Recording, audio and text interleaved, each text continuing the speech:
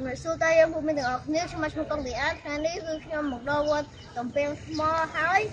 ខ្ញុំបានឃើញទេសភាពយ៉ាងស្រស់ស្អាតមានរូបព្រះហើយមានរូបទេសភាពដូចជាបេះដូងហើយមានរូបចម្លាក់ផ្សេងយ៉ាងស្រស់ស្អាតអញ្ចឹងនេះទៀតខ្ញុំនិងគ្រួសាររបស់ខ្ញុំនឹងចូលទៅមើលវត្តតំពេងថ្ម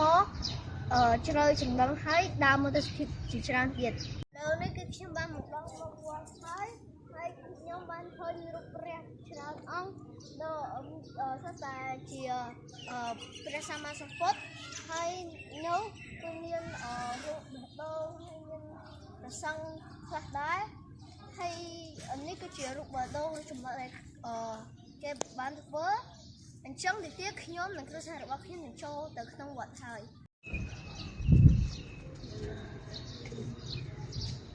ខ្ញុំបានចូលមកដល់ក្នុងវត្តហើយខ្ញុំបានឃើញរូបព្រះពុទ្ធកំពុងស្ទមមួយអង្គហើយមានរូបព្រះពុទ្ធកំពុងតែសមាធិហើយមានរូបព្រះពុទ្ធតូចកំពុងតែដើរបណ្ដាហើយខ្ញុំក៏បានឃើញរូបហង្សចំនួន2ក្បាលផងដែរហើយខ្ញុំ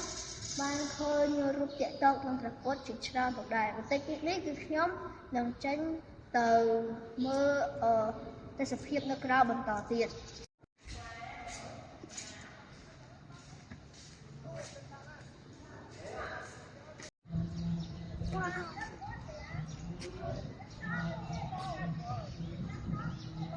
អវត្ត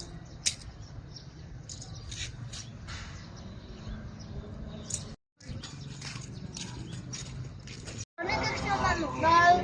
ទេសភាពខាងក្រៅហើយខ្ញុំបានឃើញរូបយក្សហើយរូបស្វានេះគឺបង្ហាញពីប្រវត្តិរបស់ខ្មែរឃើញរូបគ្រុឌនៅកន្លែងនោះហើយមានរូបទេវតាហើយឃើញមានរូបសត្វឥន្ទ្រីហើយមានព្រះនាងហើយមានយក្សហើយបើសិនជាតាយាយអង្គមេងទាំងអស់គ្នាក៏ដែលក៏មើលទីនោះគឺជាកន្លែងដែលមាន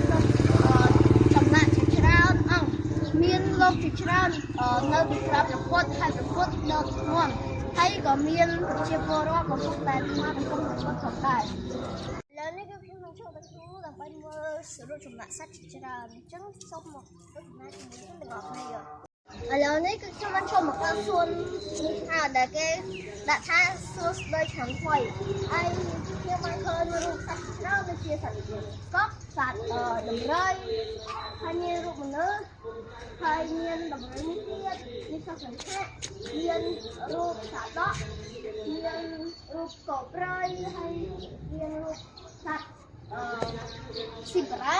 ហើយបើសិនជាមើលនៅកន្លែងនេះវិញគឺយើងនឹងឃើញមានស្រះទឹកដែលមានត្រីផងដែរហើយទីនោះគឺមានច្បាំងត្រីតោដល់នេះខ្ញុំបានមកដល់ណាពុទ្ធដែលខ្ញុំបានប្រាប់មុននោះហើយខ្ញុំចង់រាប់ដែរប៉ុន្តែខ្ញុំមិនបានរាប់តែខ្ញុំដឹងថាមានច្រើនអង្គអញ្ចឹងសូមអញ្ជើញមកទស្សនាជាមួយខ្ញុំទាំងអស់គ្នា